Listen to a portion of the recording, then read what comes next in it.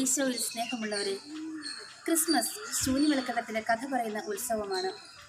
സ്വർഗത്തിലെ സന്തോഷവും സമാധാനവുമായിരുന്ന ക്രിസ്തുവിനെ ലോകത്തിലേക്ക് അയക്കുവാൻ പിതാവ് കാണിച്ച ഏറ്റവും വലിയ ദയയാണ് ശൂന്യവൽക്കരണം. എല്ലാവരുടെയും സ്വപ്നങ്ങൾ ഒരുപോലെ സഫലമായ ഉത്സവമാണ് ക്രിസ്മസ്. പിതാവായ ദൈവത്തിൻ്റെ സ്വപ്നമായിരുന്നു മനുഷ്യകുലത്തിൻ്റെ രക്ഷ. ഈ രക്ഷ നേടിയെടുത്ത സുദിനമാണ് ക്രിസ്മസ്. നീതിമാനായ യോസേഫിന് ദൂതൻ പ്രത്യക്ഷപ്പെടുന്നത് സ്വപ്നത്തിലൂടെയാണ്.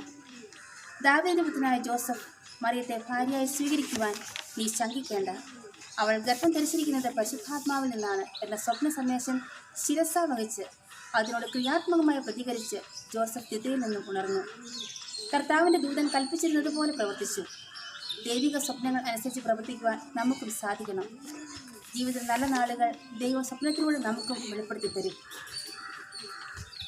COVID-19 എന്ന മഹാമാരി ലോകത്തെ ഗ്രസിച്ചിട്ട് 1 വർഷം പിന്നിട്ടിരിക്കുകയാണല്ലോ.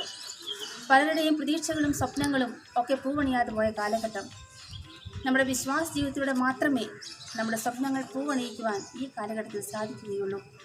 വചനം നമ്മോട് പറയുന്നുണ്ടല്ലോ, കർത്താവായ യേശുവിൽ വിശ്വസിക്കുക, നീയും നിന്റെ കുടുംബവും രക്ഷ പ്രാപിക്കും. ഇതുതന്നെയാണല്ലോ ക്രിസ്മസ് നമുക്ക് നൽകുന്ന സന്ദേശം.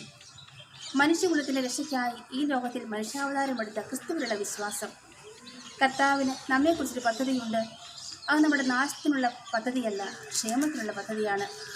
ഈ കാലയളവിൽ ദൈവവുമായി, മനുഷ്യരുമായി, പ്രകൃതിയുമായി നല്ലൊരു ബന്ധം സ്ഥാപിക്കുവാൻ നമുക്ക് സാധിക്കണം. അത്യുന്നതങ്ങളിൽ ദൈവത്തിന് മഹത്വം, ഭൂമിയിൽ സന്മനസ്സുകൾക്ക് സമാധാനം എന്നാലപിച്ച മാലാഖമാരുടെ സ്തോത്രഗീതം ഈ ക്രിസ്മസ് കാലയളവിൽ നമ്മുടെ ഉള്ളിൽ നിറഞ്ഞു നിൽക്കട്ടെ. സ്നേഹപൂർവ്വം എല്ലാവർക്കും ക്രിസ്മസിൻ്റെ 1000 മംഗളങ്ങൾ നേരുന്നു. Thank you.